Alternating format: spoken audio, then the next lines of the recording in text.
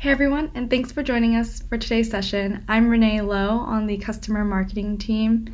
We know that given these uncertain times, we've all been having to adjust how we're working and operating to prioritize the health and safety of our customers, our colleagues, and our communities. That said, instead of running today's session live, we've decided to run a recording from earlier this year. The entire session today will still be super interactive. We'll be moderating Q&A and answering questions one-on-one on the console today.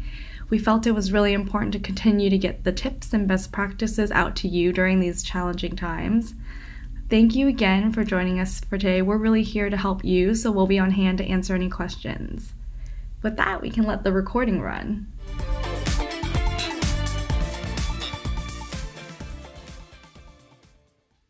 Hello everyone, and welcome to our monthly LinkedIn Marketing Lab, and happy Halloween. My name is Juliet. I'll be your moderator today, and I'm joined by three incredible marketers here who are going to teach you more about how to use LinkedIn for lead generation, one of our favorite topics, on our client solutions team, and I'll let everyone introduce themselves shortly. But before we begin, let's go through a couple housekeeping details before we dive in. First, the platform that you're using today is called Slido. If you've ever taken a LinkedIn Marketing Lab before, then you know what Slido is. This will be where we're asking you to enter your questions throughout the content. And you can also, answer these anonymously, or you can add your name if you'd like. We'll also be setting poll questions live, and we'll test that function out shortly. Secondly, we'll be sending out a recording of this deck to everyone once the content's over, so don't feel pressure if you want to really dive in and sit with this content longer. You'll have a copy of it afterwards, so you can really engage in the moment and ask questions right now, so you don't have to feel pressured about not having it later. Lastly, we'll take a break in the middle of the session for about 5 minutes. It'll be a great time for you to use the restroom, check your LinkedIn feed, answer a few emails, and then we'll dive back in for the second half. And then lastly, we'll have a survey at the end, which we really appreciate you guys taking. It'll help us optimize this program further, and that'll be live in Slido as well. And now I'll let everyone introduce themselves. Hi everyone, I'm Alicia Aiken, and I am a Client Solutions Manager here at LinkedIn. Hi, I'm Amy Schulman. I'm a Senior Client Solutions Manager here at LinkedIn as well. Hi everyone, I'm Sarah, and I'm Account Executive at LinkedIn. Great.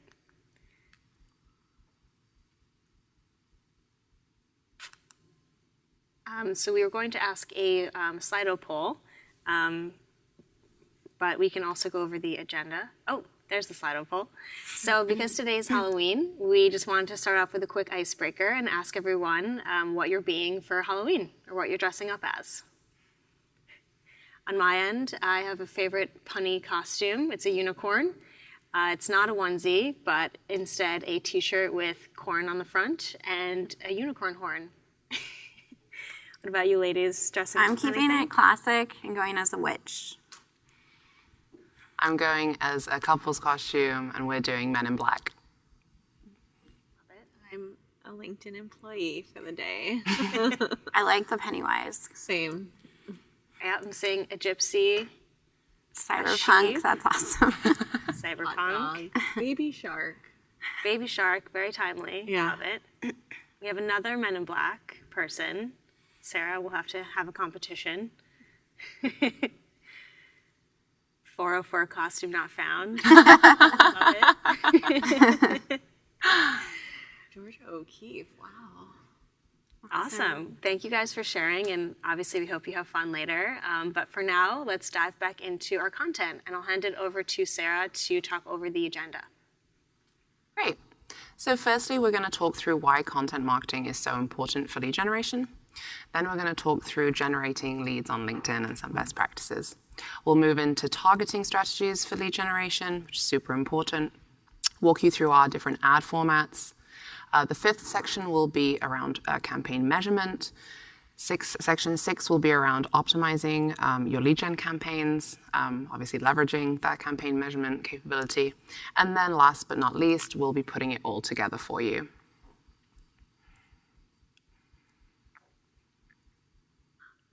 This was the poll question. We got that out of the way. Yeah. So So switching gears. Today's session is all around leveraging LinkedIn for lead generation. And when we talk about lead generation, what we're talking about is the process of collecting data on valuable prospects with the hope to convert them into a pipeline and ultimately revenue. Now, lead generation is about collecting data, but we also want to make sure it's the right kind of data, that the people that are converting are relevant to your business, to your sales cycle, and ultimately have potential to become a customer. And we're going to talk through some strategies around how exactly to do that with a focus on nurturing. Before we get started, I wanted to run through a couple of terms we'll be using today. Feel free to screenshot this and refer back. I won't cover all of them, but just the most important. So when we talk about leads and we talk about a cost per lead or a CPL, that really is the amount of money we're spending to acquire one lead. An MQL is what is considered a marketing qualified lead, and this is a lead that meets marketing's benchmark for being considered a strong prospect. And this is usually done through a lead scoring system or an analytics provider. So up here on the right where you see lead score, that ties back to marketing qualified lead. An SQL is a sales qualified lead. And this means that it's moved beyond marketing and sales have qualified and verified that this is a strong prospect to initiate a sales cycle to. So we'll be talking a lot about these terms, and feel free to refer back to this slide as we move through the session.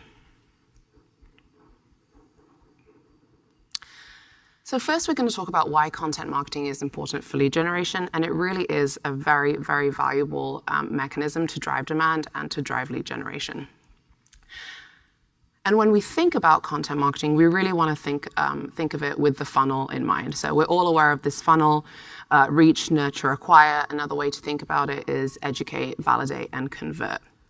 And when we think about lead generation, we want to make sure we're taking the full funnel into account. We don't necessarily want to start at the bottom. To leverage a dating analogy, it would be like asking somebody to marry you on the first date. We want to make sure that that person knows what we're about, knows what our purpose is, and feels comfortable around us. And it's the same type of methodology when it comes to content around your company.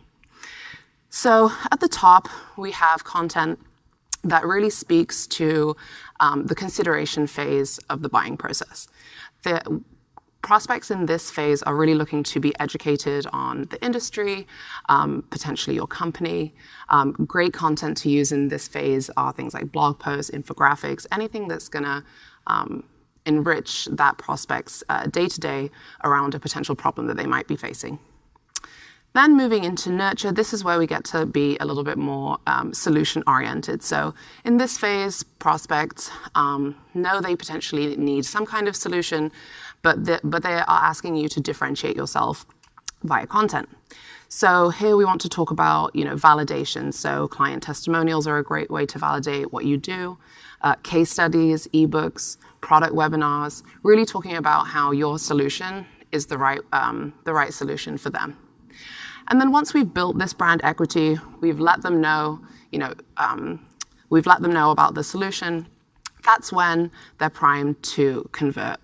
So at the bottom of the funnel, things like demo requests, scheduling a meeting with the sales team, potentially offering a free trial. These are very conversion-driven messaging, and this indicates that the person converting is ready to enter into a sales cycle. Now, we're breaking out in terms of the types of content. We would suggest that we focus really heavily on the top of the funnel, building brand awareness, building brand recognition and brand recall, and making sure that prospects who you're targeting really know what your company is about. For the mid-funnel solution-oriented content, we recommend allocating 30% of your media plan. And then similarly for the bottom funnel, we would actually recommend 10% of your media plan. So take a look at this. We'll keep referring back to the funnel, but in terms of what we're suggesting for content distribution, this is a good starting point. Although this is, ultimately a suggestion, it will depend on your specific business goals, KPIs, and internal measurements. So why do people come to LinkedIn? A lot of people come to LinkedIn to research and make business decisions, and they're doing so around the clock. So almost 70% of of decision makers are researching in the day, and over 70% are researching in the evening. So we want to get in front of these decision makers at a good enough frequency that they're able to really engage with the content and hopefully your company. Additionally, over half of decision makers spend time researching on the weekends. So we want to make sure that we're not pausing campaigns over the weekends. The engagement is still strong. And this, what we should be striving for here is really an always-on campaign where we're reaching people at any stage of the funnel and at any stage of the workday. So what are those decision makers looking to read? When we talk about top-of-funnel content, what we often relate this to is what we call thought leadership. And thought leadership is content, or high-level content that is adding value around your industry, trends, things like that. We recently did a study with Edelman to assess the impact of thought leadership on deal cycles, and over half of decision makers responded and said that thought leadership was a really important way for them to vet organizations that they're considering working with. And so this ties back to why that top of funnel content around creating a name for yourself in the space is really important. Almost 70% of decision makers agree that it's one of the best ways to get a sense of the caliber of thinking of an organization. So really creating a space for yourself in your segment as a leader, as a company who takes timely stances on industry trends and who commands trust. And this is also important to build the reputation of SMBs and startups. So it runs the gamut through SMB to enterprise. Thought leadership is still important at every stage of your company's life cycle. Now, in the same study, when we surveyed creators of thought leadership, only 20% said that they felt that it helped them win deals, which means that marketers are guilty of hugely undervaluing the value of their thought leadership content. When we asked decision makers, you can see here that they definitively responded that thought leadership did impact their decision to give business to a certain company. Almost 60% of business decision makers and over 60% of the C-suite. So the C-suite is indicating to us that this is the type of content that they want to read and they want to engage with. And you can kind of see why. Targeting solution-oriented content to a C-suite executive may not be kind of what they're looking to read in their day-to-day. They're more interested in the bigger picture, things like themes, trends, so on and so forth.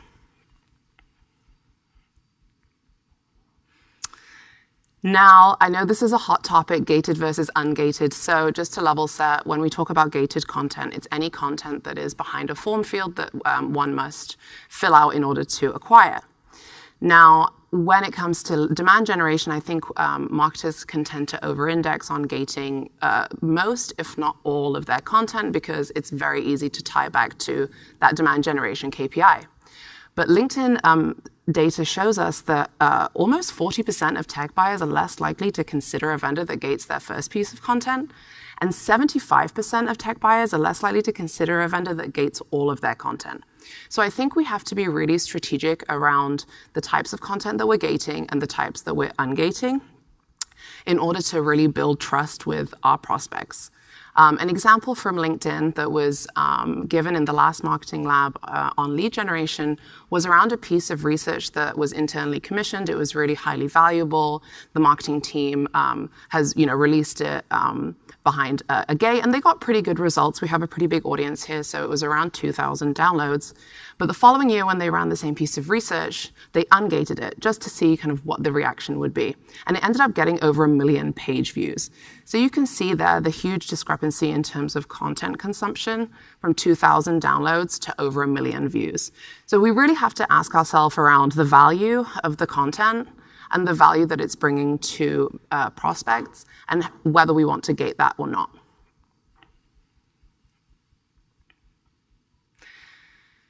So how do we break free from the gate? We want to tie all the content we're creating back to the audience mindset, and you can see here on the left. And an easy way to think about this is, what is our audience asking themselves at every stage of the process? So in this example, the buyers are a newlywed couple They want to own a home, but they're not sure if it's the right time. So they're very much in the initiation phase. They're strangers to any potential mortgage company, and the mortgage company in this case, in this example, also has not identified them as potential customers yet. So they dream of owning their own home, and they're looking for content to help them make some decisions. So content examples that would resonate well with this audience are things like top 10 mistakes newlyweds make, or should I rent or buy? Really high-level content around questions that those prospects would be asking themselves. Once they have an awareness, we want to turn them into leads or subscribers. In this mindset, let's say the newlywed couple has read these content examples, and now they know they want to buy a home. They're just not sure what to look for in a mortgage. So what kind of question would they be asking themselves? The content examples on the right address things like how to tell a good mortgage from a bad one, or a 15 versus 30-year mortgage, what to consider. So very solution-oriented, providing answers around questions that these prospects would be asking themselves, and creating value and trust in your brand. Once we've converted and they're in the opportunity phase, this is where they're more likely to make a decision. So they have a home in mind, they're potentially ready to buy a mortgage, but they're not sure about specific features. This is where you get to be a little bit more proactive. Things like consultation offers. In the tech world, things like demo requests and free trials, or something like a mortgage calculator that's going to add value immediately. So I would really encourage you to consider at every phase of this funnel where we want to be gating content and where we don't want to be gating content. And throughout the funnel, we can get a little bit more gated, but what we want to avoid is gating most or all, especially at the top of the funnel, which is very educational.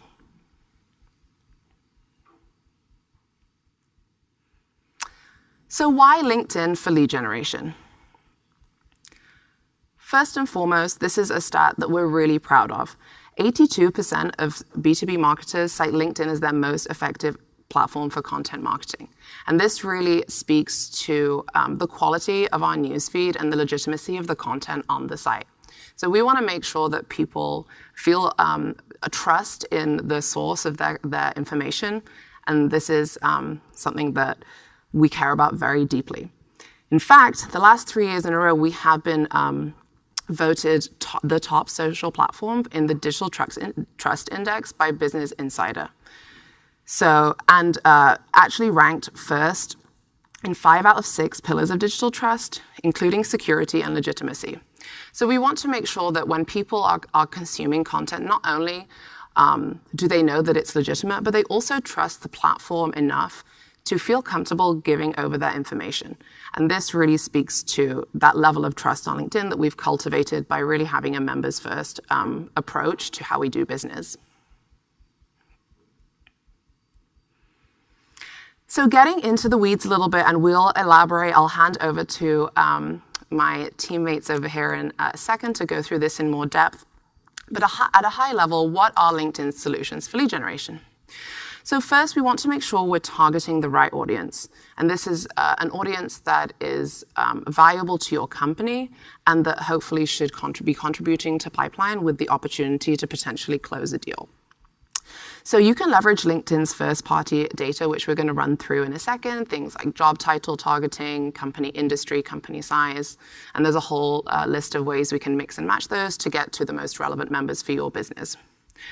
Secondly, we can also leverage our matched audiences mechanism, which allows you to upload your own data and target those folks on LinkedIn, either in a retargeting capacity or by leveraging an account-based marketing strategy.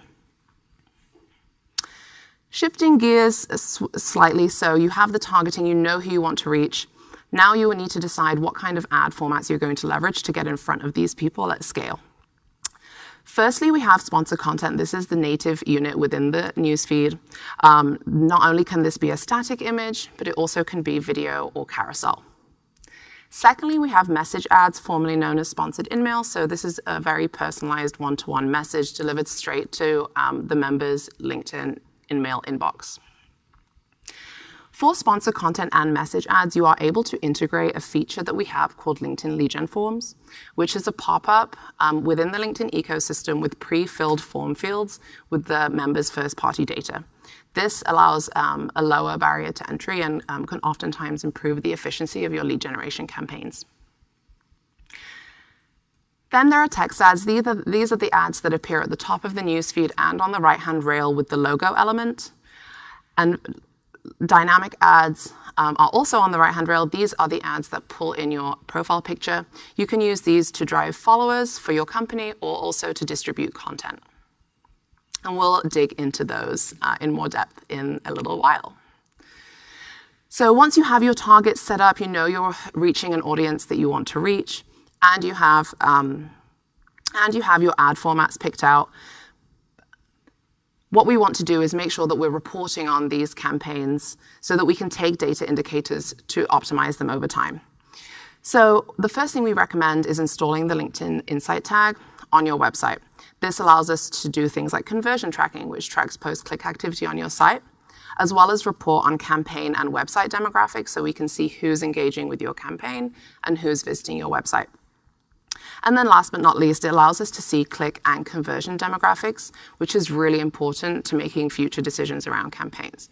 For example, let's say there's a demographic where clicks are really high, but conversion rates are really low. There might be something getting lost in the value of the content that we might want to reconsider. Again, we'll dig into this in more depth in a second. Awesome. And with that, I will hand it over to talk through some targeting strategies. Yeah, and actually I think we should pause for some quick Q&A because we have some good questions in the feed directly related to some of the topics that we just discovered. So without further ado, there's two questions that I'd like to ask the group here.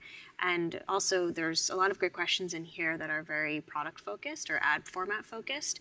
And rest assured, we're going to have a whole section about ad formats. So I think I'll leave those questions here for now and we'll get to them later with some content. And if we don't fully cover off on them, we'll go through them together as a group. And I'd also like to say that the content is already available for you, the deck that we're going over, in the console of Slido. So if you have a specific question or you want to look at the content right now on your own screen, feel free to do so at this time. So the first question I'd like to ask is about budget setting when it comes to the funnel.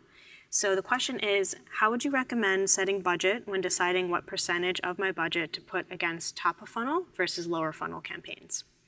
So I can kick it off by saying there is a lot of research and resources online that recommend something that's called the 60-40 rule.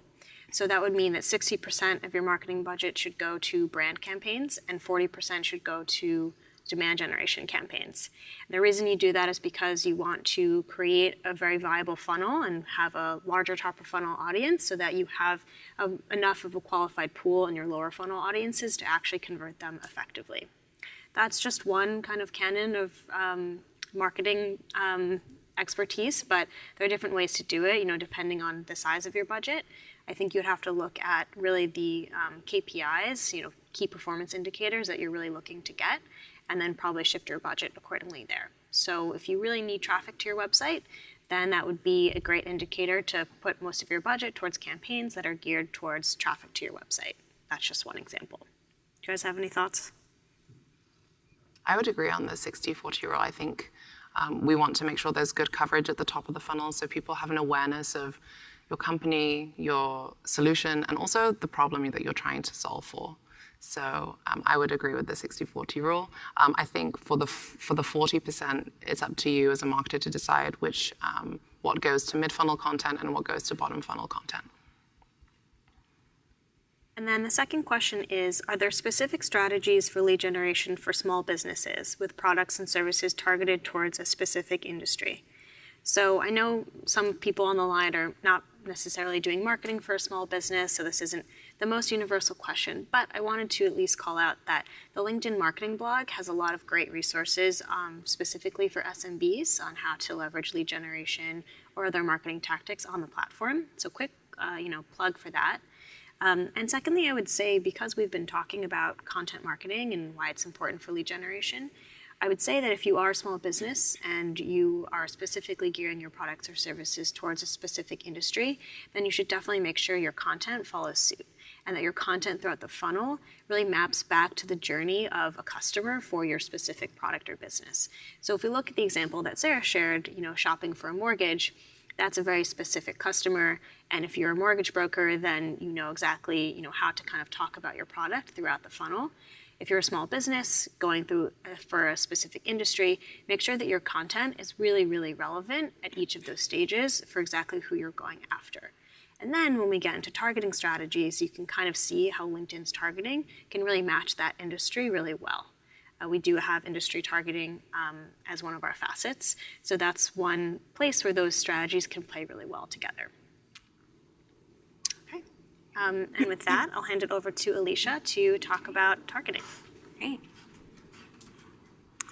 Thanks, Sarah. We'll now dive into how you can target on LinkedIn in order to drive leads. As Sarah's mentioned, we have some incredibly powerful first-party data that allows for unique and precise ad targeting. You can target your content and messaging to over 660 million professionals based on accurate and complete data provided in their LinkedIn profile. Characteristics like their seniority, job function or title, company name, skills, and more. Here you'll see we've highlighted in blue a few of our recommended targeting dimensions to define your personas on LinkedIn for lead generation. If you're just getting your feet wet with LinkedIn advertising, we highly recommend starting broad.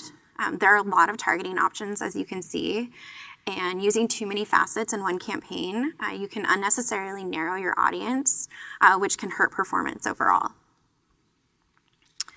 We recommend using company name if you are working on an ABM approach.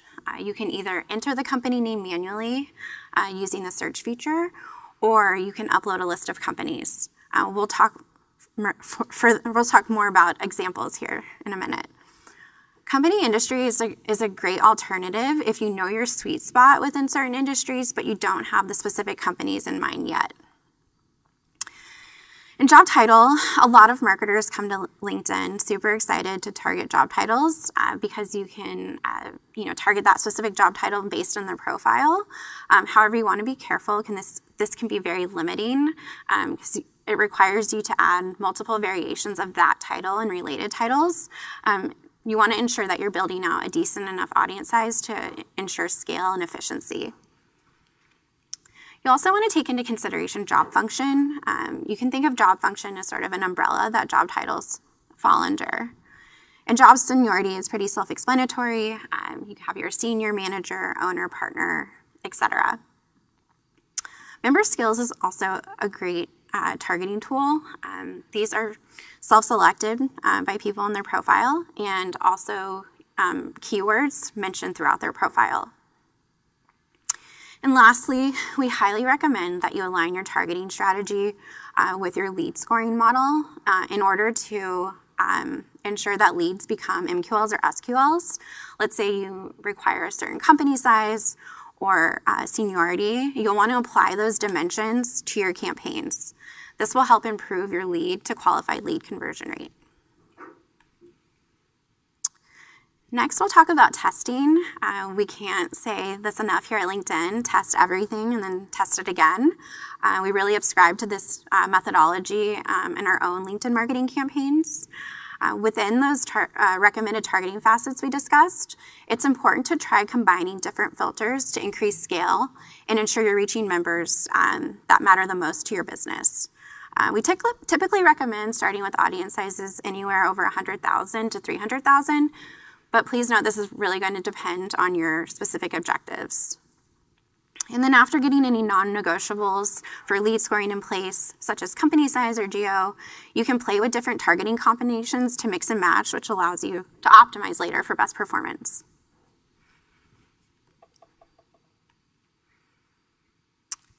Okay.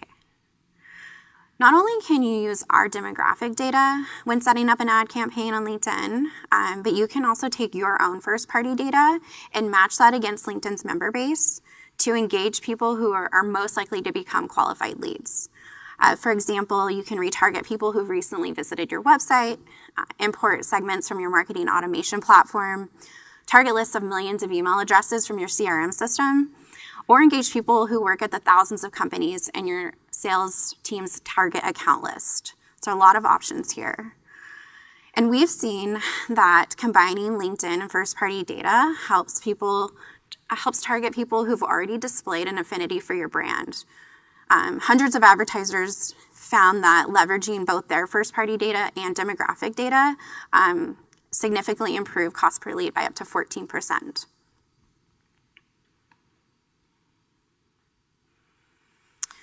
As Sarah mentioned, once you've successfully installed the LinkedIn Insight tag, you can take advantage of LinkedIn Match Audiences to implement a full funnel strategy and engage with audiences that matter most using these 4 targeting tools that we will go over in detail.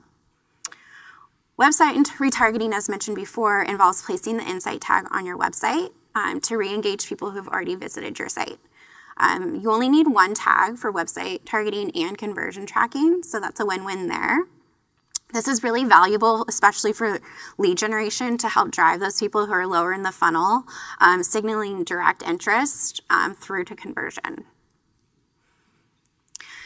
Next, email targeting. So taking your marketing automation lists and bringing them into Campaign Manager. You can either upload them or connect through a data integration system. This allows you to target contacts that you already know. And account targeting, the power to reach decision makers at your target accounts. Combining that with demographic targeting really allows you to reach the right people. And then lookalike audiences. These allow advertisers to find customers who are similar in professional traits. So, if you've uploaded a list of a specific company set and you're not getting enough scale, we recommend trying lookalike audiences because it'll find similar traits for people in your customer persona.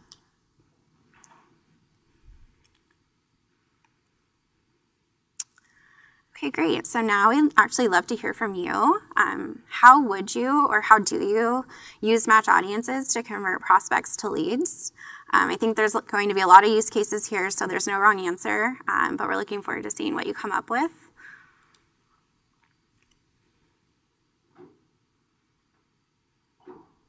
Definitely no wrong answers. Yeah, definitely not. And this is just a quick Slido poll, everyone. So feel free to just pop your answers into Slido and we can have a quick discussion. I see take my target list of accounts and retarget them. It's a great tactic. Yep, definitely. If you're doing an account-based marketing approach at your organization, then using matched audiences is a great way to directly target those accounts via list upload. Lookalikes, that's a great one too. It's something that became available on LinkedIn fairly recently. Target those that have been on your website before. It's also a great tactic. Definitely, that signals intent. Another way to leverage matched audiences would be for customer marketing. So if you have a land and expand business model where you're hoping to grow out specific customers leveraging lead generation, what you can do is create an audience of current customers who have potential to be doing more with your company and reaching them that way. See, taking blog subscribers as well and running campaigns against them. I love that idea. That's what we call a contact upload or contact list upload. So taking names from your database and, kind of scrubbing them for their intent. In this case, they've been reading your blog. They know more about your brand because of that. Running a campaign against that audience is a great idea because they're already nurtured in that way. I also love the event registration lists. So if you have, lists of folks who've attended an event that you have hosted and you're hoping to convert them into clients, we can reuse those lists. Excluding a list of current customers from prospecting campaigns is also a fantastic tactic in order to kind of reduce waste in terms of, cost efficiency and impression levels. Definitely. I think a lot of people think of matched audiences as an active strategy, but it also can be used to exclude members as well so that your marketing campaign spend is as efficient as possible. Great. Really great tactics. Thanks for participating. Now I'd like to dive into a few scenarios of when you can use each of these matched audiences to convert prospects to leads for a full funnel approach. So many of you mentioned website retargeting to retarget people who specifically visited your product pages with a 30-day free trial. So here they're already interested, they're evaluating how much is this going to cost my company. Why not give them the opportunity to test it out for free and really hook them that way? Or you can retarget visitors to your product page with a case study of a client who saw success. So as LinkedIn marketers, if we have someone visit our dynamic ads product page, following up with a dynamic ad case study with that specific success story. Email contact targeting, upload a CSV list or through your marketing automation database for people who haven't engaged in 18 months. A lot of people invest a ton of money finding net new prospects and customers, but there's also huge value in reaching people who have either just engaged in the past or have been customers but have potentially churned. So this is a great tactic to get back in front of them and re-engage them. And also, as mentioned, uploading a list of your current customers to exclude from your campaigns. I'd say exclusions are almost equally, if not more, powerful as inclusion targeting, just to ensure that you're cutting waste and not delivering to people who have no interest or are not a good fit for your company. And just to take a step back, in the case of retargeting, you also want to ensure that when you're setting up a campaign that you're excluding people who work at your own company, because of course, if they work for your company, they're going to visit your website as well as your competitors. So excluding your own company is a good idea. Moving into account targeting. Targeting specific companies that your sales team is hyper-focused on and personalizing the messaging in the outreach from a company executive, let's say, someone with credibility who can share additional information is one way you can do it. And then another example would be to target a list of customers when it comes time for renewal, getting ahead of that and making sure that they're pleased with the product, that you're offering value, making sure that they're taking advantage of all you have to offer so that when it does come to renewal time, it's a no-brainer. They're going to sign up again. And lastly, lookalike audiences. Upload a list of your customers to find new prospects with similar qualities. You're able to reach highly relevant audience that can generate more contacts and leads.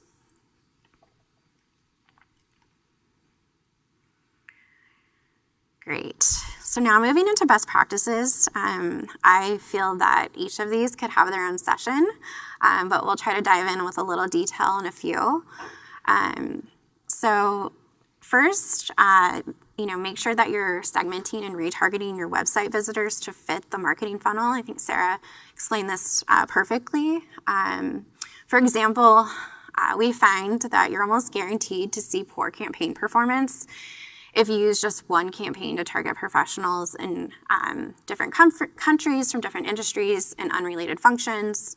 And, with all the drastically different mindsets and content needs, you don't want to lump all of your buyer personas into one campaign.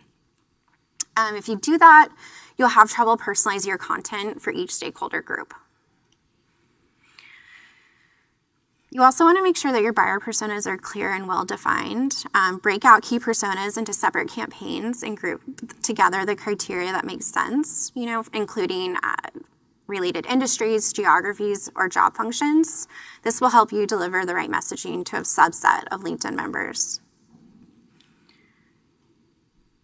And similarly, don't use the same content and targeting tactics regardless of product. For example, don't send a CXO level message to a senior IC and vice versa. Rather, tailor your content to your audience.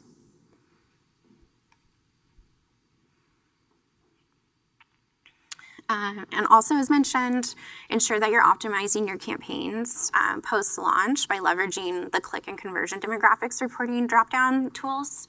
That way you can adjust and narrow your targeting to focus on the members most likely to convert. Also, just, approach everything with an experimental mindset. As mentioned, it's really important to test. So highly recommend A/B testing if you're going after the same audience. You can mix and match the different dimensions we discussed to get at the right members. And we also find that testing seniority can be a bit more precise than years of experience or age. So just want to be mindful of that when trying to get at a certain age group. And lastly, if running global campaigns, just ensure that you're segmenting by region to maximize daily pacing. If you are targeting a campaign globally, by the time people in the US are logging on to see the campaigns, you might have already ran through your daily budget cap. So I'd recommend splitting those up into different campaigns.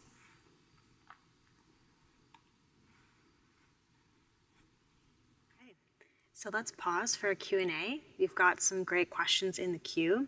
We have some really short and sweet ones, which I'll run through really quickly, and then we'll kind of dive into some of the meatier ones.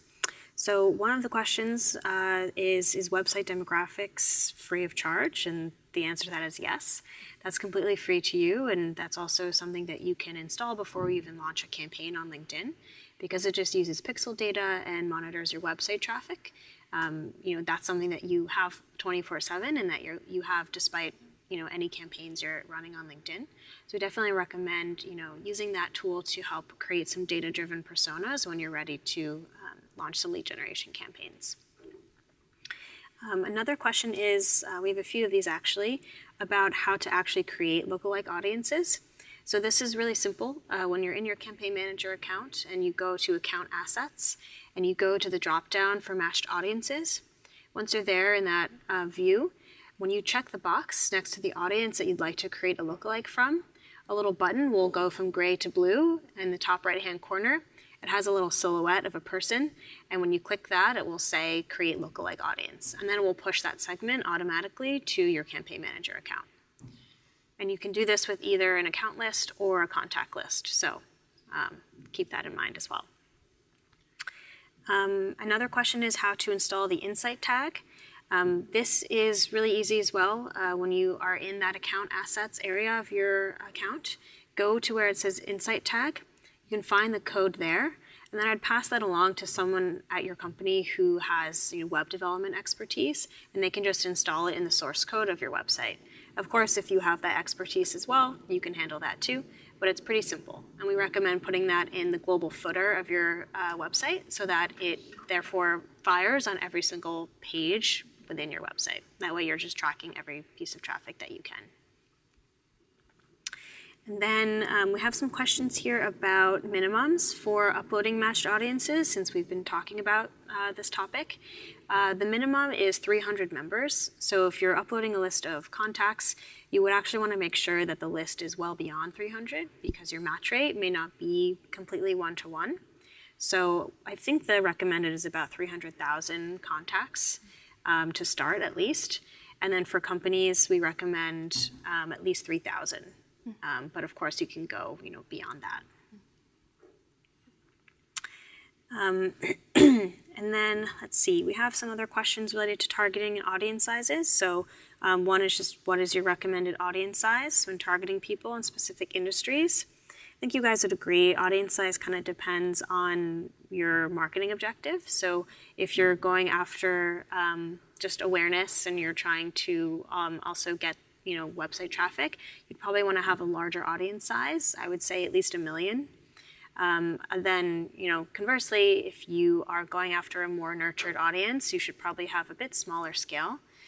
Something around 300,000 or below would be something that I've seen.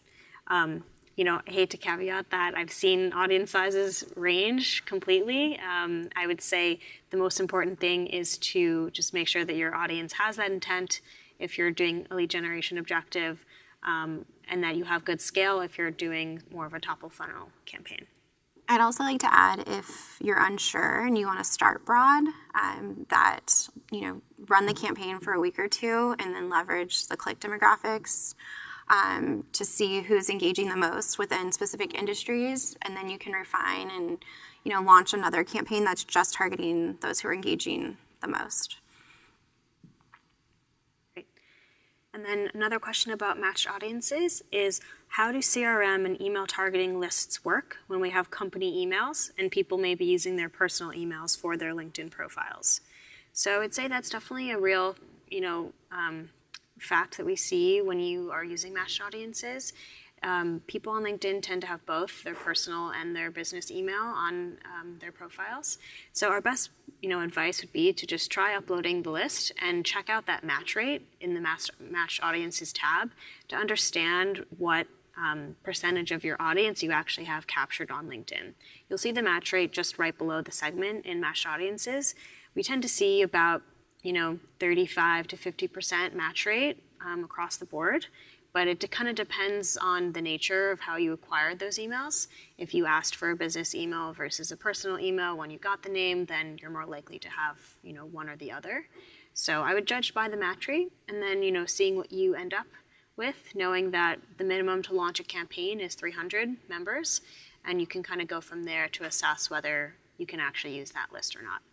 And just to add on to that, if you do upload that and see that it comes back with a fairly low match rate, we would recommend uploading a company list or an account list of companies where those contacts work, and then add on our demographic targeting to make sure that you're capturing those types of people who are on your list, either by function or job title, etc., so that you are, casting a net wide enough to capture those people who have already given their information to you.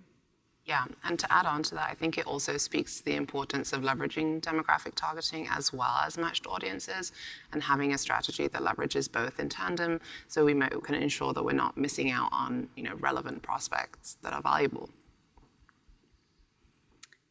We'll do another question here. So how do you retarget people on your website that have visited a specific page? So the way you do that is when you're setting up the website segment, you have the ability to add in logic based on the actual URL. So I'm sure you've all noticed that on your website, as people click around to different pages, the parameters in the URL change. So a quick example would be if someone's reading a blog post, generally your URL has something like, website.com/blog. So if you wanted to specifically track users who have been to your blog, you would just put that logic, specifically that URL, into the tool to track only people who have gone to that blog page. And then this tactic kind of cascades down from there. If you wanted to specifically retarget someone who visited, let's say, your mortgage calculator page to kind of pull the thread of our example earlier, then you'd use that URL of your mortgage calculator page and plug that into the tool to track more lower funnel traffic, people who have really gotten deeper into your website and gone to that page. And that's a great use case for generating leads off of that segment, because you know that they know enough about your brand to have looked at your mortgage calculator. They're probably a little more likely to be ready to convert than someone who's landing on your blog, for example. And by the same vein, we can also exclude certain subpages. So exclusions are just as powerful as inclusions on LinkedIn, and a common use case for excluding subpages is something like the careers page. So anyone visiting your careers page is probably a job seeker rather than a potential prospect. So excluding them just helps your campaigns be a little bit more efficient. Here's kind of an inverse here. If you don't have 300 email addresses and can't create a lookalike audience or do email contact targeting, can I do other types of targeting? The answer is definitely, and that's what Alicia had covered in her section about using our first-party data on LinkedIn. So that would be if you don't have a list of contacts that you'd like to target, then you would use LinkedIn's data related to our member profiles to create or simulate a B2B audience that makes sense for your business. So you would likely use something like job function or job seniority or a job title to narrow down the type of audience you'd want, in lieu of having a contact list. There are a lot of different combinations you can go through, and definitely encourage you to download the slides from this session and review the recording so you can kind of learn more about the combinations that you can use to target using our data versus your own. I think we have time for one more question here. There's a bunch of questions still about ad formats and which ones to use throughout the funnel. I think I'll save that for when we go through the different ad formats, because Amy will kind of talk about the use cases for each of those. So one here is, I find seniority information can sometimes be misleading. How is seniority determined? Is it by LinkedIn or by the member? It's a great question. Seniority is a facet that's inferred from the person's job title. So we have, because this is all of LinkedIn's data, we have a great repository of different job titles, throughout different companies and throughout the workforce. And we're able to map that title back to a specific seniority. So usually it's inferred, if there's senior in someone's title, then you know that their title is senior. Generally if you find that something is misleading, I would say definitely test. And if you're doing lead generation, once that lead comes through and, you start to kind of work that lead in terms of sales or trying to convert them into, a paying customer, you can assess whether that type of targeting was effective for the quality that you needed or not. And I would also keep an eye on job seniority in campaign demographics and website demographics. It helps you get a sense of the types of seniority that are engaging already that could be primed for you to go after. Okay, great. So keep the questions coming, and we'll go back to our review of the content before stopping for a break. That's Amy. Now hand it over to Amy to discuss ad formats.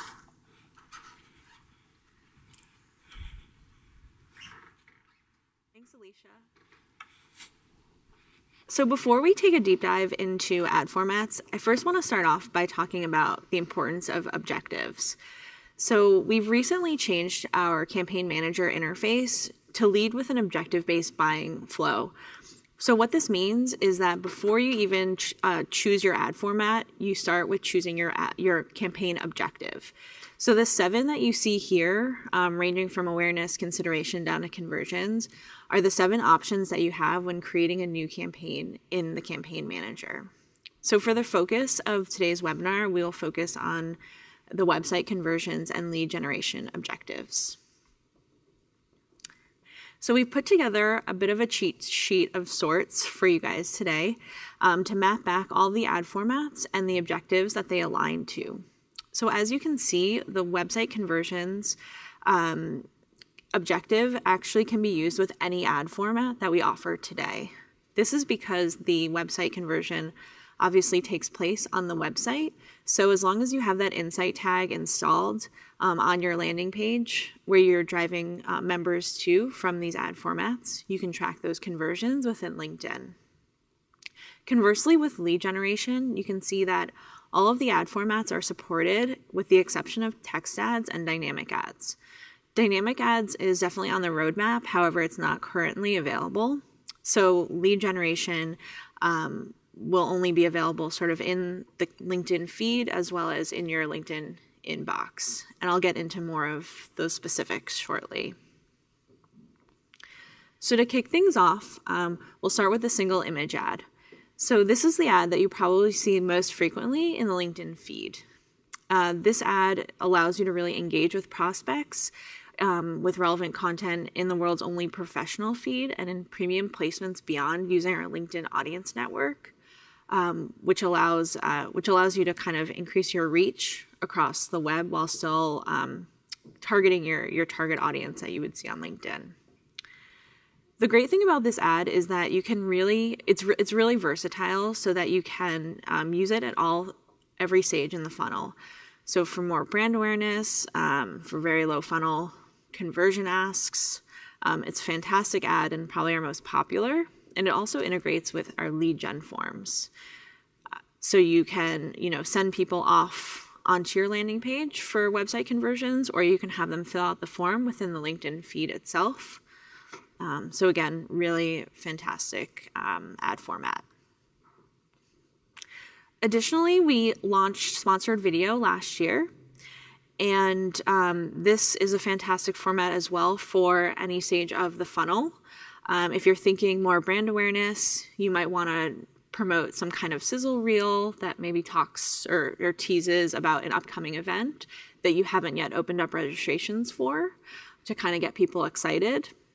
And if you're doing it for more of a lower funnel ask, you might want to share a clip or kind of teaser of a demo of your product, and then to attach a lead generation form, which you can kind of see in this animated screen here, how seamless that is to kind of pair with that video. Carousel ad format is another format that lives in the feed, and it's fantastic for telling a brand story, showcasing multiple offerings at once, or really deep diving on one specific product. Or you can actually show and share insights and opportunities with regards to the asset that you're promoting. So for example, I've seen a customer promote an ebook, and each card contains a different stat, which maps back to a stat that's talked more in depth in the ebook itself. So again, kind of teasing out different sections of the asset that you're promoting to get people really excited and really understanding what you're promoting.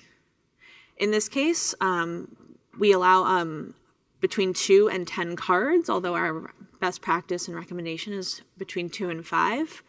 Again, this ad format also pairs really well with the lead gen form.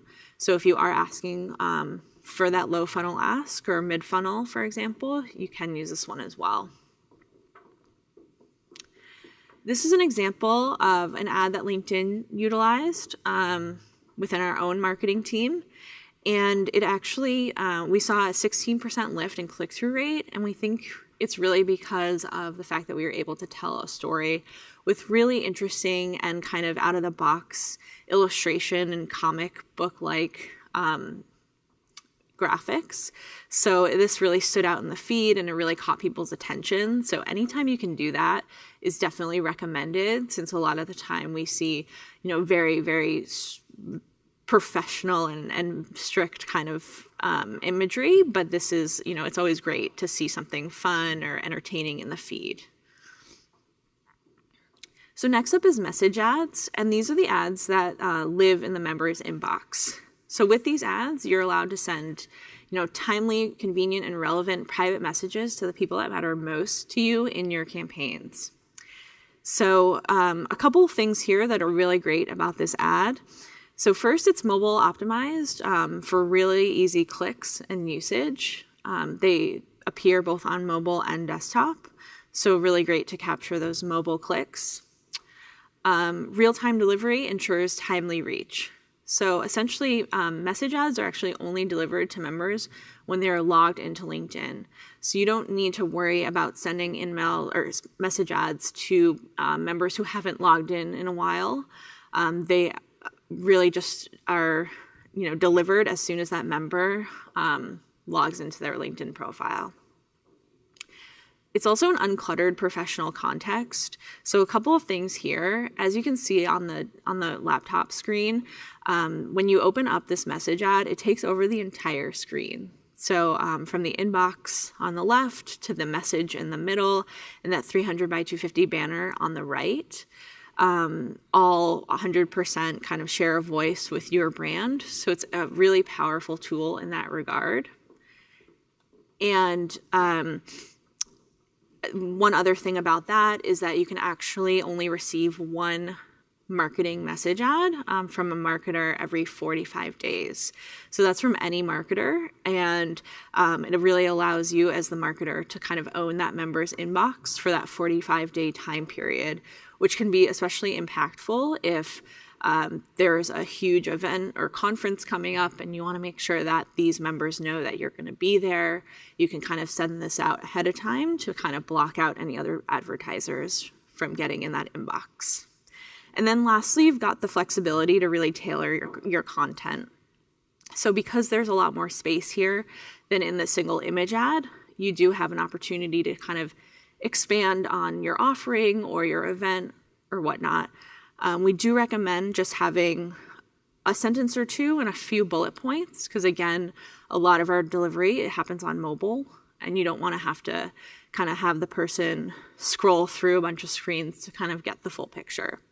So just making sure it's still, succinct and concise, and that this ad format also pairs with that lead gen form as well. So here's an example of a message ad that our LinkedIn marketing team utilized. And this was retargeting visitors to people or retargeting visitors to bottom funnel pages on the LinkedIn website to engage them with a personal offer kind of at the right time and when they're in the right mindset. So in this case, we used a website segment to capture people who are already looking at the LinkedIn Marketing Solutions pricing page. And then we were able to retarget them with this in-mail, offering them a $50 credit for launching a new campaign. So we reached them at the right place, in the right mindset, and the right time. And this is actually one of our highest converting campaigns to date in terms of lead generation.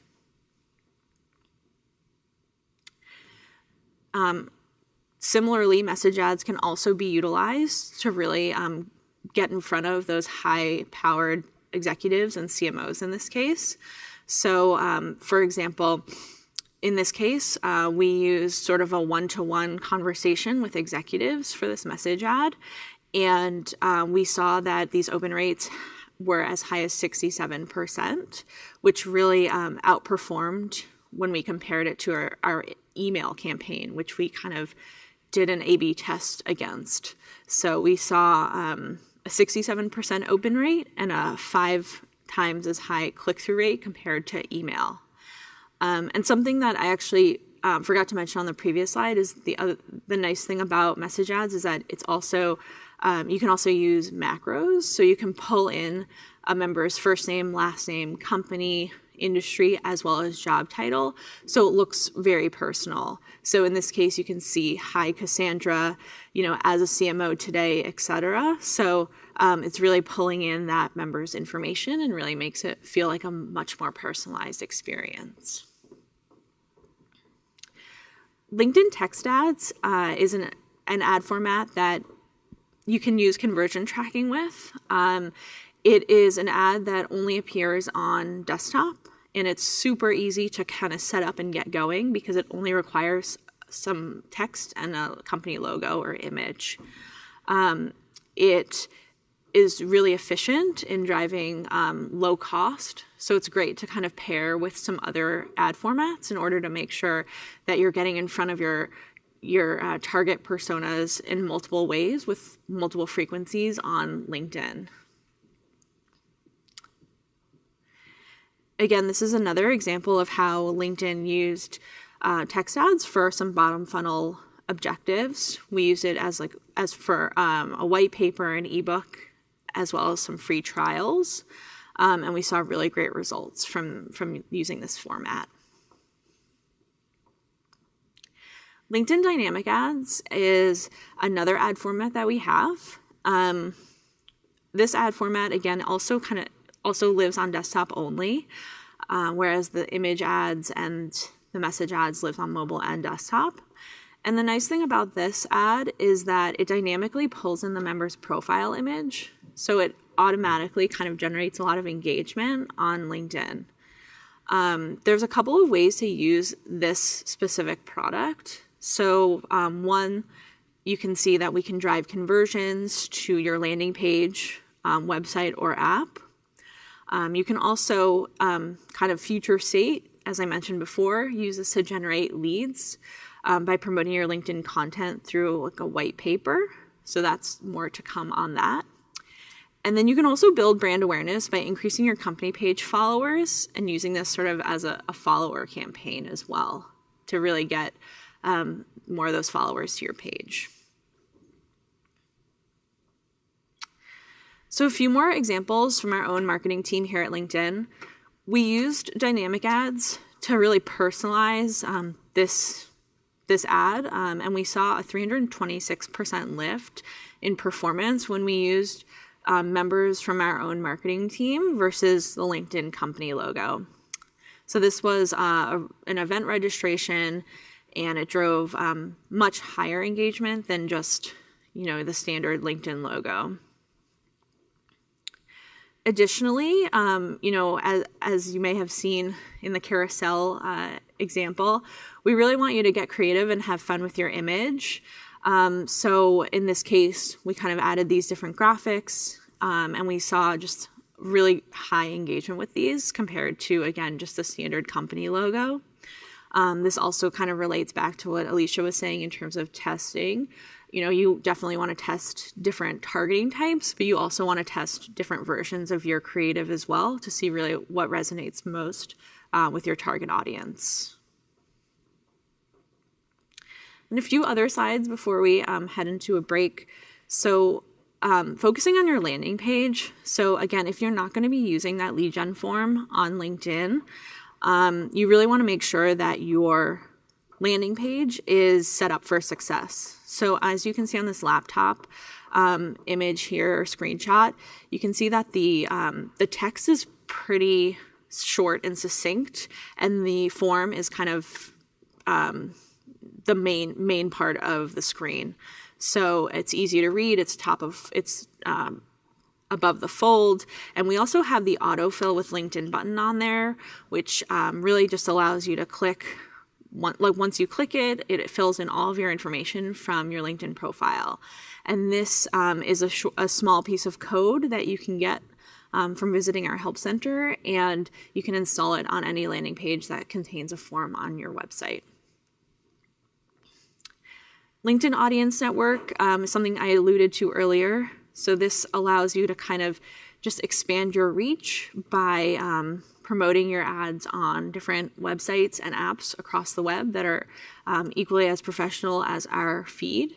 The nice thing about LinkedIn Audience Network is that it allows you to upload a blacklist or add in like category exclusions, so you can really have more control over where your campaign kind of is across these websites and apps. And then kind of just to close off this ad format section, we really just want to kind of emphasize the fact that it's really important to leverage all of the tools in your toolkit. So I know we talked a lot about different formats, and you may be kind of concerned around which one you should be using. But as a best practice, we really recommend multiple formats because it really allows you to kind of get in front of your member in a lot of different ways by offering them, different pieces of information and really increasing that frequency in which you are getting in front of them. So when we did this in our own marketing team, we saw a 24x increase in conversions when running sponsored content, text ads, and in-mail versus only text ads. So kind of consider that in your marketing plan as well. And this, continues to show really strong results time and time again. So we have some time for Q&A before our break. Yeah, thank you, Amy. Yeah. So we have about 3 minutes, so I think we'll answer about 1 or 2 questions. Then we'll let you guys have 5 minutes to grab some coffee, use the restroom, whatever you need to do. So 2 of our most upvoted questions here are about ad formats. So we just went over these. So hopefully that was illuminating for you guys. But one of the questions here is, which campaign is better for lead generation, in-mail or sponsored content? In my opinion, I would say both. They're 2 very different products, as we've just learned here. So if you think about an in-mail or message ad, we kind of call them both these days, that is a message that is really uncluttered and it lives in the LinkedIn inbox versus the feed. So if you're not necessarily looking for engagement such as comments or likes or things like that, and instead you're looking to deliver a more one-to-one message, then an in-mail obviously makes more sense for your lead generation purposes. An in-mail, I would say, is also more effective for lead generation if you have an even more specific audience that you're going after that intends to potentially convert already. So an example would be, a website segment of people who have, perhaps visited your pricing page. If you can then, launch an in-mail campaign or a message ad campaign against visitors who've already looked at your pricing page, and perhaps your one-to-one message gives them a unique offer code for, some amount off of your products or services to eventually, convince them to convert, that's a great use case for a message ad, especially if you might not want to be promoting such an offer code or something in a LinkedIn feed where multiple people can take advantage of it. Sponsored content, conversely, you'll get perhaps a wider reach with that. You'll also get, the benefit of comments, likes, shares, things like that, the virality of the feed. And it's also just a different, type of message. It's more one-to-many than one-to-one. So both are very effective for lead generation. It kind of depends on the content assets you have on hand and the type of engagement you're ultimately trying to seek. What would you guys say? I definitely agree with that. I would too. I usually advise my partners to use sponsor content as a starting point and to leverage the data to inform, future strategies with complementary ad formats. That being said, you can really use any as a starting point. Yeah, you can also use both at once. So you can go after the same audience with both products and different campaigns and then gauge the lift. We have seen that if you are going after an audience using InMail that you're also using sponsor content with, that you tend to actually see better conversion rates on both campaigns because you're kind of nurturing the audience with both products at once. So that can be a helpful strategy too if you can't decide which product to start with first. And with that, I think we'll give you 5 minutes now for a break. And so if you guys could return back at 11:45 Pacific time, that'd be great, and we'll dive back in.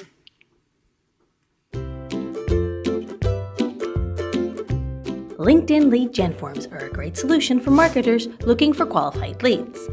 Lead gen forms are customizable, pre-filled forms with a prospect's LinkedIn profile data that can be added to your sponsored content or sponsored InMail ad. So, how can lead gen forms help you and your business?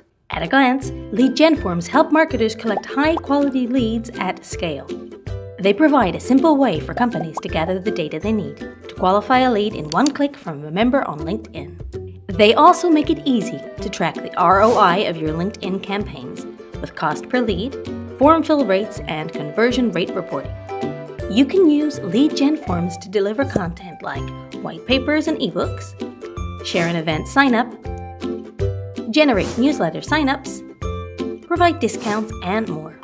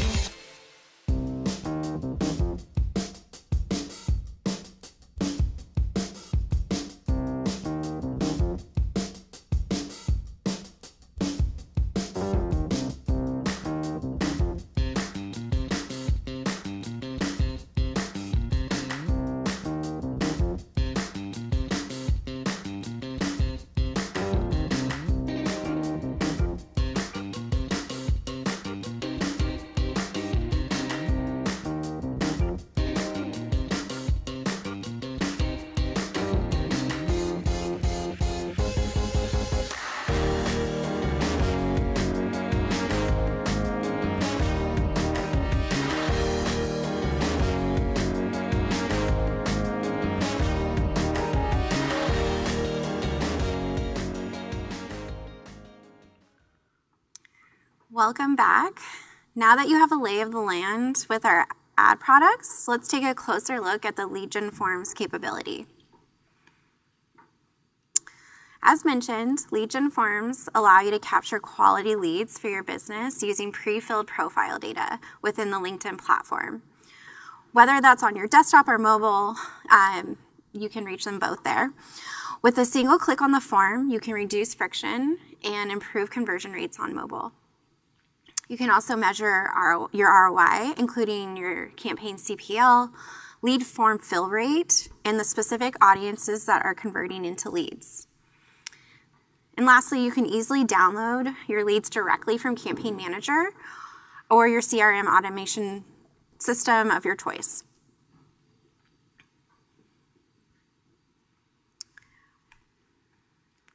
So when is it exactly a good time to use a lead gen form? If you're trying to improve your conversion rate and your KPI, your cost per indicator, is that you're optimizing for CPL, lead gen forms can help by removing friction, as mentioned, on mobile devices.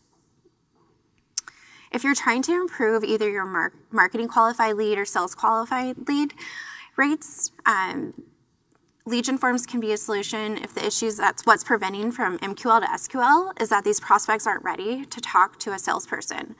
Either they're not familiar enough or educated on the product. This is a perfect opportunity to deliver more content and more diversified content to help nurture them a bit more before you send them off to your sales team, who might just punt those leads right back if they're not ready. And finally, if you're struggling with opportunity creation, so the number of opportunities touched by LinkedIn or your ROI, lead gen forms aren't directly going to influence this. It definitely may be useful to include within your strategy, but we'll want to look at both the lead quality and ensuring that your targeting is really locked in. That's it, making sure that it's really aligned to those who meet your parameters so that you're using them to evaluate and qualify your leads. So making sure that you're really buttoned up on both the targeting side and content side.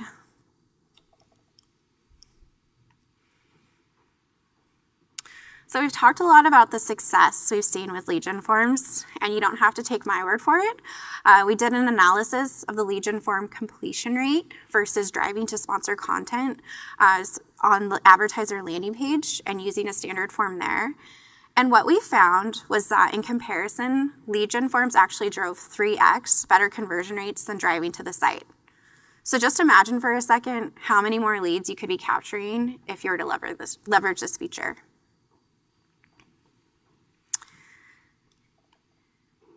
And here we have some research. Bender saw a 500% increase in leads generated, and TIA saw a 50% overall drop in cost per lead. There's a couple quotes here that you can review later, and also links to the full case studies.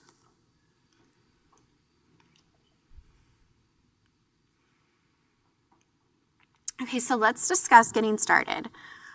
What do you need first? So you'll want to pick your ad objective, and then select ad format. In terms of generating the lead gen form, you'll need to have an offer headline, an offer detail. Also, a privacy policy URL is required. A common issue that we hear about is not being able to move through the form, and a lot of time our advertisers forget to put the privacy policy link. And then once a person has submitted their information, they will be shown a thank you page with messaging and a URL for the member to visit.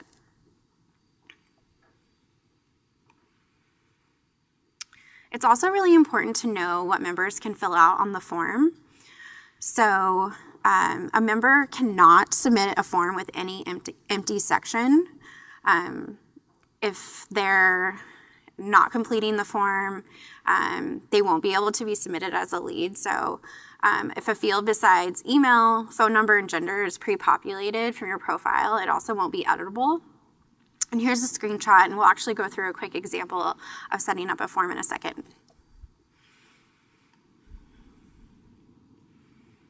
Custom questions. One question we get a lot with lead generation marketers is how they can capture work email. Our recommendation is to create a custom question. That way the information won't be pre-filled from their LinkedIn account. So this will require the member to manually type in their email. But one thing about custom questions I wanted to mention is that with a free response answer instead of the multiple choice dropdown, it can lead into a 3 to 4% drop in submission rate. So just be mindful of that when you are leveraging custom questions.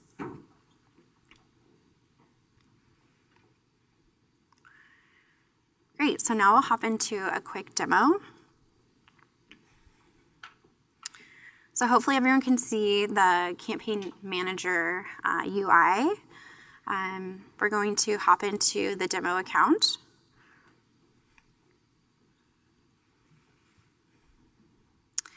And navigate over toward the upper right corner for Create Campaign. First, I'll want to name my campaign. I think it's really important to have a consistent naming convention throughout all of your campaigns and groups. A lot of the time we see advertisers break out either their brand awareness campaigns versus their lead generation campaigns or by geo, whatever works best for you. One thing to note that any new campaign created will automatically fall under the default campaign group.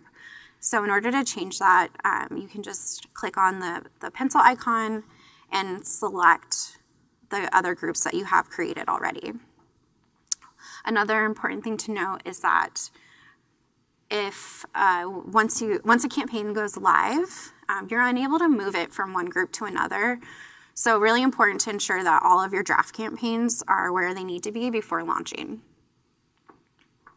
So for the objective, we are going to choose lead generation. And now we will enter our audience parameters. So for the sake of this example, we will be setting up a message ad promoting the LinkedIn Marketing Lab that you're all viewing now. So in this particular message, I want to hit senior level marketers. So I'm going to stick to the US geo. Please note that you must select a geo or you won't be able to move forward. And then also there's an option to exclude too. Make sure that your profile language is set to your content. So if you're creating a French email message, you want to make sure that you change this to France. Next, I'm going to select function marketing. So either you can use the search tool. I'm going to use the audience attributes sections, hopping into job experience, job function, and selecting marketing. I'm also going to narrow my audience further by adding a seniority level.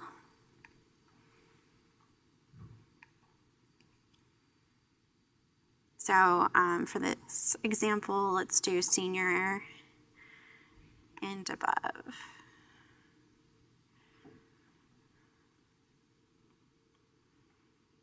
Actually, just senior and manager. Okay. And here's where, we talked a lot about exclusion targeting. For us, we'd want to exclude anyone working at LinkedIn.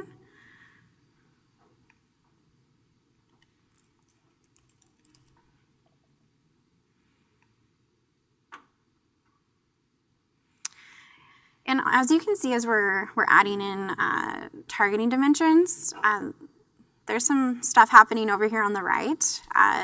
The target audience size is adjusting based on what I'm selecting. And you can also see here that there's a segment breakdown, which you can adjust from function, seniority, company size, etc., just to see who is falling under your dimension segments. And then additionally, this is, our forecasting tool. You can see ranges from 1 day to 7 day to 30 day. Just would recommend, understanding these are just an estimate, and to keep an eye on your campaigns post-launch to see how much they actually are spending per day, but definitely use this as a directional guide. Okay, and then we will select message ad. For budget and schedule, you can select both a daily and total budget. I usually recommend for message ads including a daily budget, just to ensure that if I, after a few days of delivery, I want to pause and review performance and perhaps implement some iterations to A/B test, that I have the chance to do so. So set a daily budget here for $500. And our overall total budget as $5,000. And for this specific email, the next marketing lab, let's say, is November 8th. So I want to shut down promotion on the 7th. And bid type is grayed out for message ad, cost per send, but in other ad formats, you can see there's a few options. In the bid amount, this is really up to you. We typically recommend to bid over the recommended range. I am going to set this to 30 cents and hit next. A pop-up is seen here prompting us to double check the objective and ad format. You'll want to make sure that these are correct before hitting save. Unfortunately, you won't be able to edit once moving to the next screen. So definitely double check. I usually do cancel and then do a quick scroll up just to ensure that I did indeed select the correct objective and ad format. You can imagine this is really important if you are setting up a lot of campaigns repeatedly. You can easily make a mistake. Hit save. Great, so now we are in our ad creation page. Going to hit create new ad. Name this ad. We're going to leave our sender as Renee here, but this obviously can be changed to either a company name or a specific member. And for the sake of time, we're just going to enter some test copy. So you'll want to have content for your subject line, also your body copy, and as Amy mentioned, you can use macros. So if we wanted to say, hi, Amy, we could put the custom fields.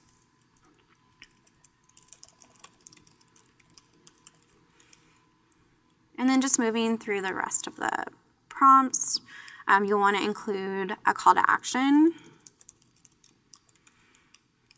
your landing page,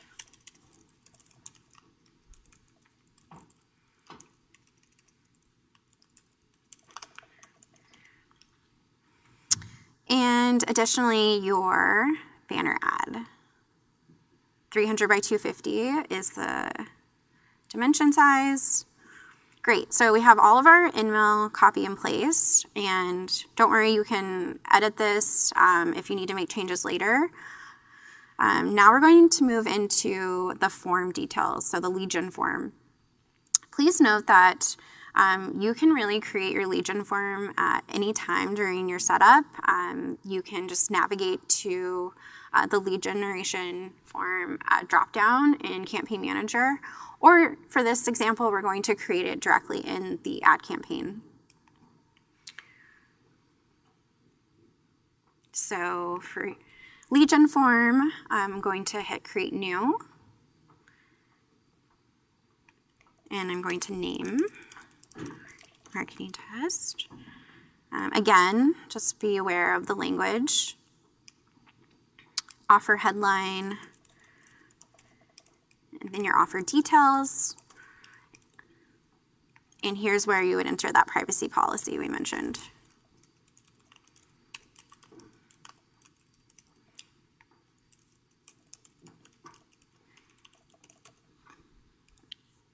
Okay, moving into lead form details. So here are a few pre-selected fields. I'm going to also add in work email. And you can, navigate on your own and decide which other ones make sense for your business. For the custom question, as we discussed, we recommend using this if you are asking for work email. So is your work email, and single line input will allow the member to insert their work email. And then here you could also select multiple choice if you wanted to go that direction. And you can have up to 3 custom questions. Custom checkboxes, these are also an option. Enter your extra terms and conditions, any information that you want the member to have to respond to before submitting the lead form. Okay. And we're going to remove this for the sake of the example. And then moving on to the thank you page. So write your thank you message and enter the landing page URL you want the member to have access to once they submitted.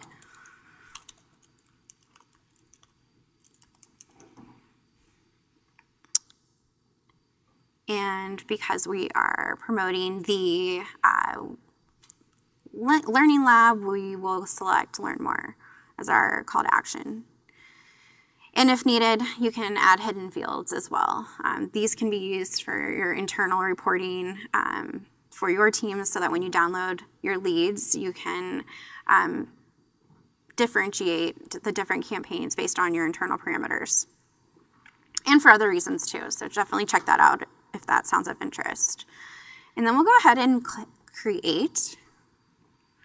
And here you can see the ad creative has saved and is shown in draft mode. And just to ensure this message looks good in the inbox, both desktop and mobile, I recommend checking both of those places. You can send yourself a test message. So just click that. I don't know if for the sake of this example this will work because we're in a demo account, but definitely use that feature. And there you have it for creating a message ad. One quick thing I wanted to show before moving on is I'm going to just search in here for any message ads we had in this demo.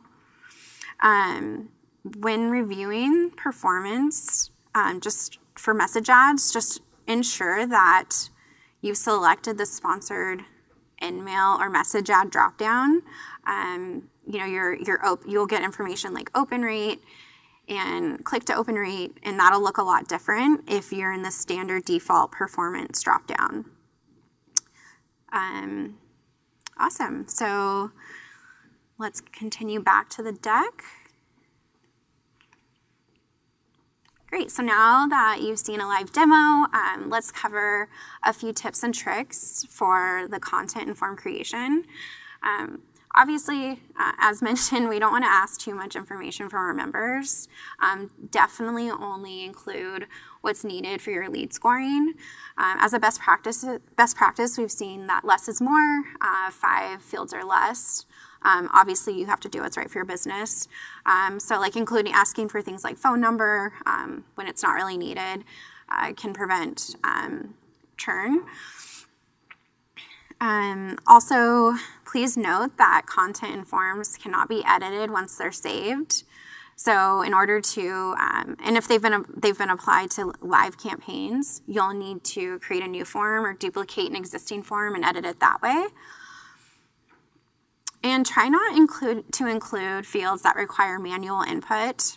Anything that's already pre-populated and is with one click is best.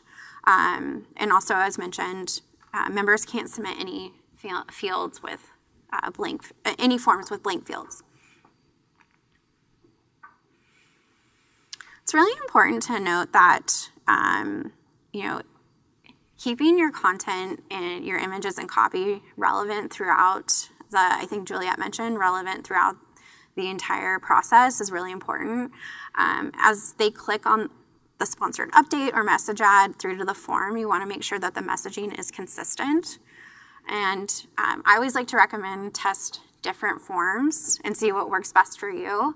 A question we get a lot is, how many fields should I include in my form? Go ahead and test that if you want to have a longer form versus a shorter form and see which performs best. A common mistake I see sometimes too is with the messaging of the form CTA and it not being consistent with the single image ad or the video ad. You want to keep in mind that these are bottom funnel, so being upfront with the value that the member is getting by giving their information is really important. And keep your content and lead gen forms fresh. Sponsor content has a frequency cap of around 4 to 5, so you want to keep those updated and rotating to optimize for the best CTR.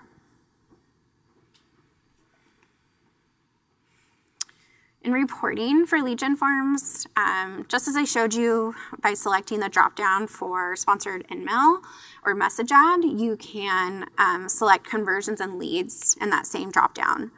So this will give you a little more information, CPL, form fill rate, that you don't get in that standard performance dropdown.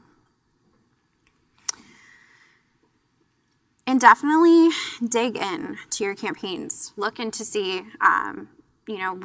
which creatives are driving more open rates or more completion rates and CPLs, efficient CPLs. A practice that I like to use or recommend for my clients is in the export dropdown in Campaign Manager, exporting a campaign by ad performance and looking at those specific ad creatives against the lead information. And if there's a form that's has a really high open rate or a high completion rate, then we'll maybe want to shut off the lower performers. And that just goes back to a recommendation on keeping it fresh. You don't always have to reinvent the wheel with new content. You can just optimize based on what you're seeing from the reporting. And here's just an example screenshot of looking at leads by day. You can see here on display leads. If you were to click that drop down, there'd be other options, clicks, conversion rate. So definitely play around with that. Another tip that we like to recommend is comparing your cost per conversion versus your cost per lead. If you're testing the success of your lead form campaign versus conversions on your landing page, this is a good way to check for efficiency. Definitely recommend doing this and comparing the cost and quality.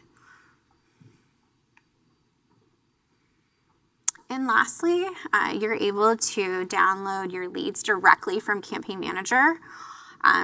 Or you can pass your leads through to your CRM or marketing automation system. These are just a few of our partners, but you can definitely check out the marketing blog for a full list of our partners.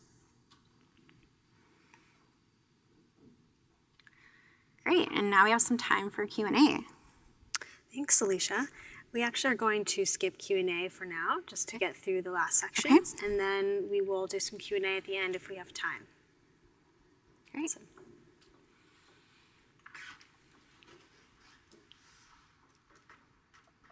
Hi everyone. So now we're going to pivot and talk a little bit about measuring your campaigns.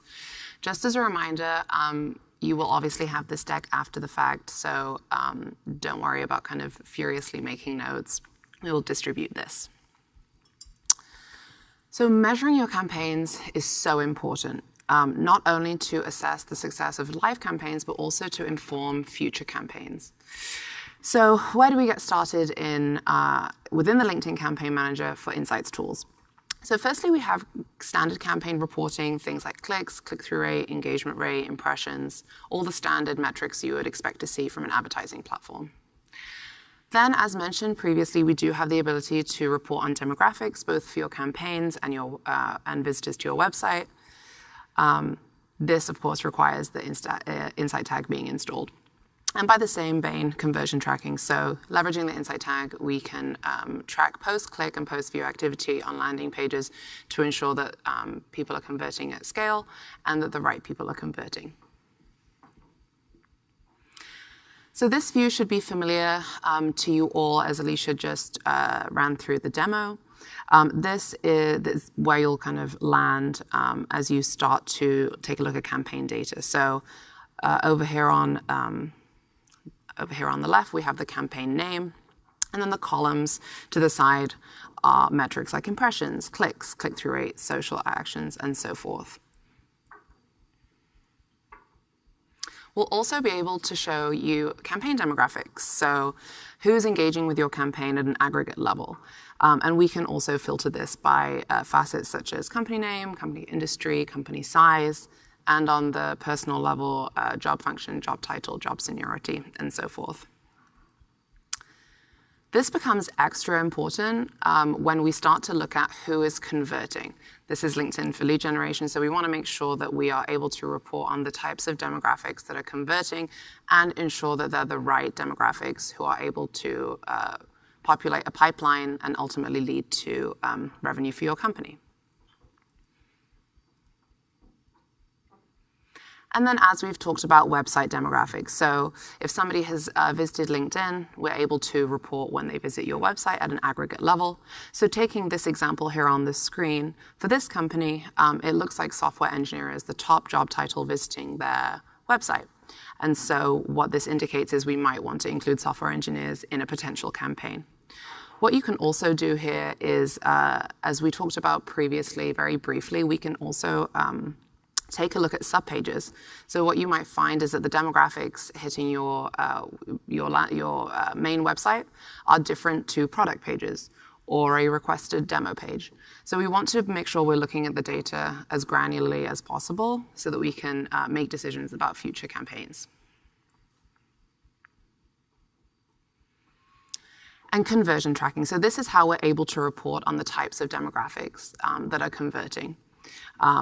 Again, really important to make sure that this is set up so that we can make sure that the right people are converting, but also that the campaign itself has a healthy conversion rate. That's obviously the name of the game here, so we want to keep an eye on those metrics. And to dig in a little bit deeper on conversion tracking, I'm going to hand over to Amy, who will be able to tell us more.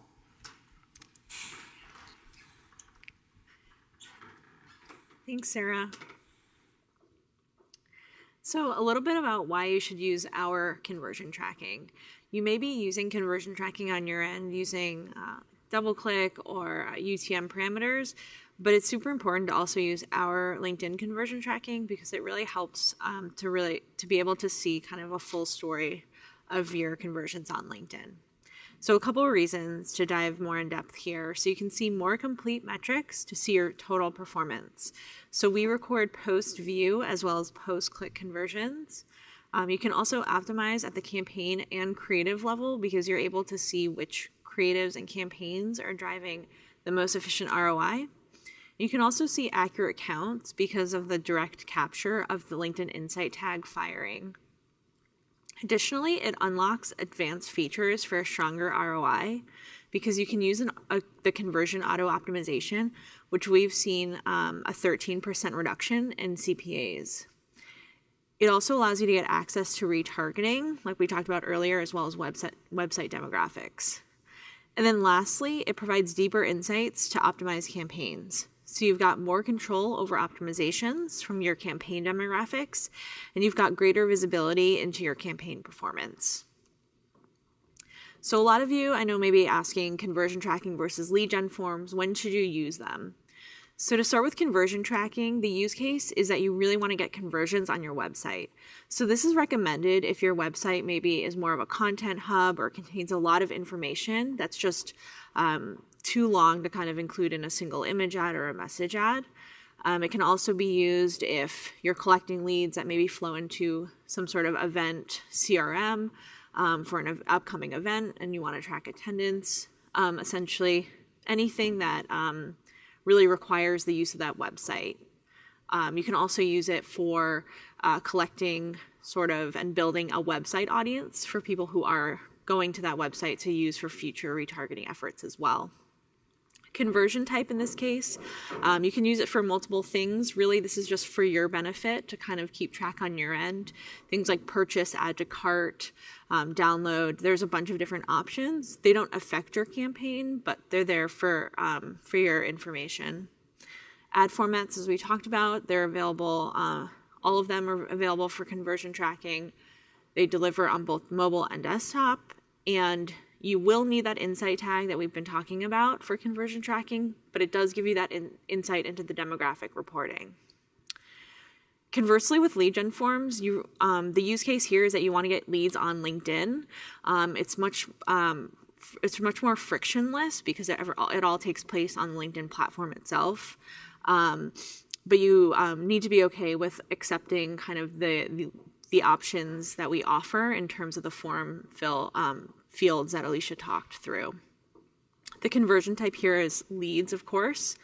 The ad formats are those single image, carousel video, and message ads. And then delivery here is on mobile and desktop. Another great feature is that you don't need the insight tag here, but right now it doesn't offer you that demographic reporting, but hopefully that is to come in the future. So just to kind of deep dive into, again, more reason to use conversion tracking on LinkedIn. So if you're looking at these two campaigns, for example, you might notice that the bottom campaign is actually driving a higher click-through rate and a more efficient CPC. So from the front end, you might think that bottom campaign is performing much more efficiently. However, if you added conversion tracking, you'd actually see that the top campaign is driving a much higher conversion value and a much higher return on ad spend. So these metrics are only unlocked once you start implementing LinkedIn conversion tracking with the insight tag. So again, a really important and a really effective way of enhancing your campaigns. So a couple of quick features. Some of these we've talked about. So conversion auto optimization, this will only unlock if you have conversion tracking enabled. So this automatically adjusts your CPC bid to go after people who are more likely to convert.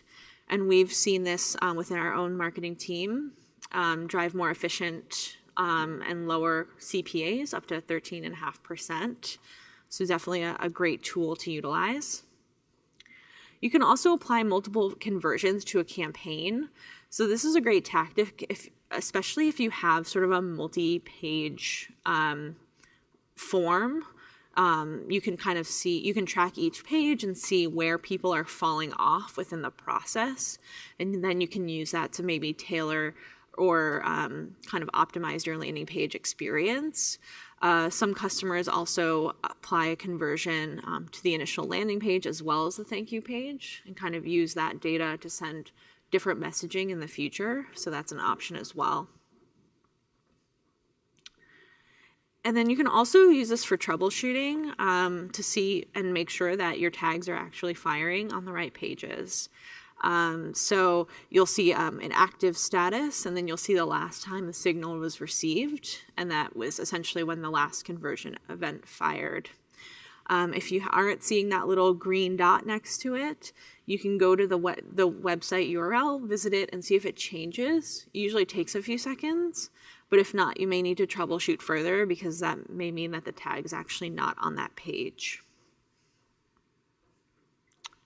So to talk through conversion tracking setup, essentially it's really quick and easy to do. What you do is once you place that insight tag on your site, you'll then create a conversion action, and you'll use that using 3 different types of logic. So either exact, starts with, or contains to dictate what pages you would like tracked as a conversion. This insight tag is a lightweight piece of JavaScript code. So again, as Juliet mentioned, it really would be great to put in your global header or footer if possible. The second option that we offer is an event-based image pixel. So this is really great if you want to use it on a button click where the URL doesn't necessarily change, or if you have any other site constraints. This will kind of track when someone clicks on the button itself. And again, as another kind of piece of feedback or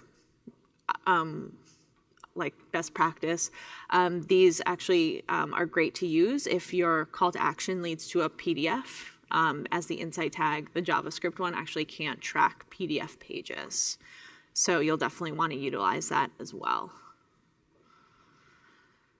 So we're gonna breeze through Q&A, and actually this optimizing your lead gen campaigns is something that you'll have a chance to look through. Since we are running a little bit short on time, we wanna make sure that we get to your questions.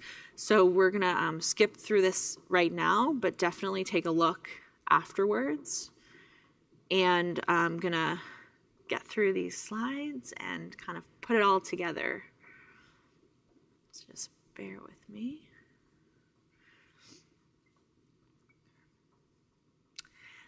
So this is kind of our LinkedIn lead gen cheat sheet, if you will.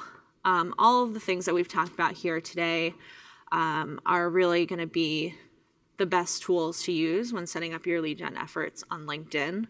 So really starting with the targeting, using the accurate profile-based demographic data and targeting that Alicia spoke to earlier. And then kind of taking that one step further to target people with your matched audiences to target people who've already shown an affinity for your brand, such as website visitors or maybe people who are lower in your funnel. Publish content relevant to the professional mindset by leveraging all of our different ad formats. Seamlessly collect leads using forms with pre-filled with our quality LinkedIn profile data with the lead gen form product, or on the website using LinkedIn autofill with your website conversions. And then measuring lead quality, your return on ad spend, conversion rates, new site visitors acquired, and using more built-in campaign lead reporting and conversion tracking. And then lastly, using that campaign and website analytics that you have available to you to kind of iterate and improve on your campaigns moving forward. And with that, I'll hand it back to Juliet. Great, thank you, Amy. So we have time for a couple questions here, and before you guys drop off, if you're not interested in listening to our Q&A, we please beg you to take our survey. It's how we'll know how much you enjoyed this content today, and it's how we'll improve it for future marketing labs that you choose to join.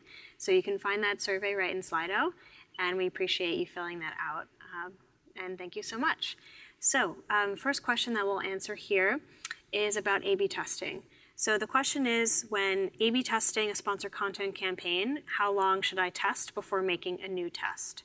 So I would actually say, instead of going into it with a mindset of, let me start a new test once I've gotten some metrics in, I actually encourage you instead to think about this as more of an optimization. So start a test and know that you can always kind of optimize it and improve it further rather than abandoning the test and starting a new one. And in terms of time frame, I like 2 to 4 weeks personally. 2 weeks would be a great time to let the campaign run and start to assess some of the data and then make any of those tweaks and optimizations. You could also do 4 weeks, depending on your budgets or whatnot, you'd have more data than 2. But 2 is definitely a sound kind of checkpoint for when to start assessing metrics. Would you guys agree with that? Yep. Yeah. Awesome. So then next question is, when I look at campaign demographics, sometimes I see audiences such as seniority or industry, for example, that were not actually included in my selections when I was setting up the targeting. Why is that? So the answer to that is every LinkedIn member will map back to essentially all these different facets because of the nature of their profile. So for example, if you're going after members using a job title, let's say you're using marketing manager, that marketing manager has to work at a company, and that company ultimately exists within a certain industry. So let's pretend it's LinkedIn. If you're a marketing manager at LinkedIn, you automatically are therefore marked on the back end as someone who works for a tech company. So when you are using our targeting and going after marketing managers, when you start to get click and demographic data in, you'll start to see some of these other facets that you didn't expect. Just because you're not going after someone in the tech industry doesn't mean that you'll be reaching or not reaching people who are in the tech industry by going after marketing managers. If it's imperative that you reach certain members in specific industries, then we recommend using our industry targeting to really narrow that down. You can also exclude certain facets like industries that you don't want so that those people don't pop up in your demographics otherwise. And then last question that we can go over today is, what's an example of a message to different seniority levels? I really like this question. So an example of something you might do for someone in the C-suite, right? You'd want to make sure that your message or your content really reflects what someone in that seniority level really cares about. So let's use the marketing function again. If you're a chief marketing officer, one of your really important tasks is managing a marketing budget. So your content that you'll talk about would probably be, let's say it's a blog post about, trends in how CMOs are executing their marketing budget in 2020, right? That type of content is something that is uniquely relevant to a CXO or, a CMO, and not necessarily someone who's a marketing manager who doesn't actually have the authority to use that marketing budget as he or she pleases. An example of, a type of content that would work well for a mid-level manager, like perhaps a marketing manager, might be tips and tricks for optimizing your paid social campaigns, because these are the people who are actually running those campaigns, and this type of content is really relevant to their day-to-day. Whereas a CMO isn't probably in the weeds, optimizing campaigns. So that's how you can kind of tailor a message to someone's job seniority. And with that, I think that's all the time we have for today. We really want to thank you all for joining our marketing lab, and we hope it was really helpful to learning more about how to execute lead generation on LinkedIn. Again, please fill out our survey, and if you have some questions still in Slido, make sure to stay logged in. We'll try and answer those one-on-one for you after the fact. And have an awesome Halloween.